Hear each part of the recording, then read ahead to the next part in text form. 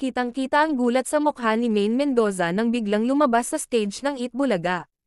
Ang kanyang asawa, ang aktor at Quezon City Congressman na si Arjo Ataide, ngayong Sabado, March 2, 2024. Si Arjo ang special guest para sa Perifee segment ng nasabing noontime show ng TV5. Bahagi ito sa sorpresa ng programa para sa birthday special ni Maine, na magse-celebrate ng kanyang 28th birthday ngayon, March 3, 2024. Ito rin ang kauna-unahang beses na magse-celebrate ng kaarawan si Maine bilang Mrs. Ataide. Bago lumabas si Arjo sa stage, walang kamalay-malay si Maine sa magiging sorpresa habang ini-introduce ni Vic Soto ang kanilang mystery guest para sa huling segment ng Itbulaga. Sabi ni Vic, ang maglalaro ngayon ay mula sa pelikulang May Forever. Kinilig ang mga nasa audience nang lumabas si Arjo, na kaagad niyakap ang kanyang may bahay. Speechless si Maine sa pagdating ni Arjo at naghihimatay-himatayan pa ito dahil sa labis nitong pagkagulat. Pabiro namang sabi ni Vic, sorry. Mali pala yung title. Dapat ang title Your Forever. Nagpasalamat si Arjo sa buong cast at production ng Itbulaga.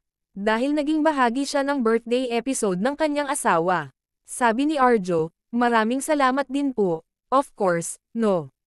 Bossing, the whole Itbulaga. Fam, Tito Senador, Boss Joey, for allowing me to be with my wife today.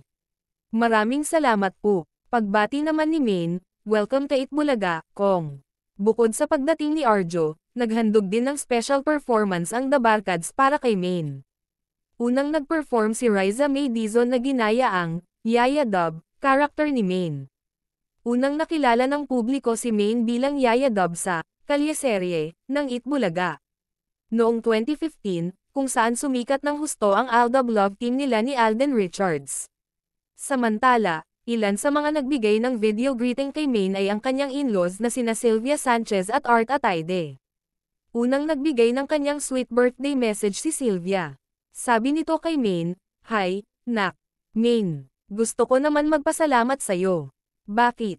Kasi dahil sa asawa mo si Arjo, nakikita ko yung anak ko, sa tuwing kausap ko siya, nakikita ko yung sobrang masaya si Arjo.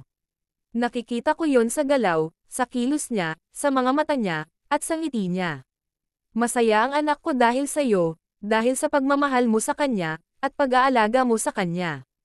At dahil dyan, Nak, gusto ko lang din sabihin sa'yo na ako, ang daddy di mo, at ang mga kapatid mo ay andito kami lagi para sa'yo. Handang sumuporta sa'yo anytime, anak. At ang wish ko sa'yo, maging masaya pa.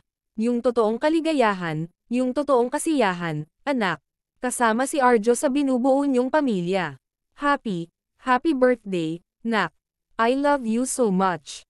Tila nabigla naman si Maine sa naging birthday greeting ng kanyang father-in-law na si Art Ataide sa kanya. Sinimulan ni Art ang kanyang birthday message kay Maine na puno ng papuri. Sabi nito, "First of all, I would like to greet my very nice, very loving, and beautiful daughter-in-law, Maine Ataide, a very, very happy birthday." Pabirong dagdag ni Art, "Ayan Maine ha, pinupuri kita dahil birthday mo." Napatikip na lang ng bibig si Maine sa sumunod na sinabi ng kanyang biyenan. Sabi ni Art, "Pero, tumatanda ka na. So, where's the baby? Ano ba ang ginagawa ninyo ni Arjo?" Palibhasa, "Puro shopping siguro." Patuloy nito, "Alam ko di ka naman makakaganti ngayon kaya naisahan na kita."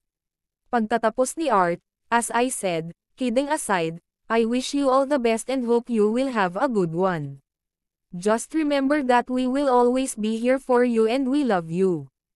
Happy birthday." Nagbigay din ng pagbati si Ria Ataide kay Maine, "Hi, Sisems, happy birthday. First of all, thank you for loving Arjo the way you do and for extending that love to all of us.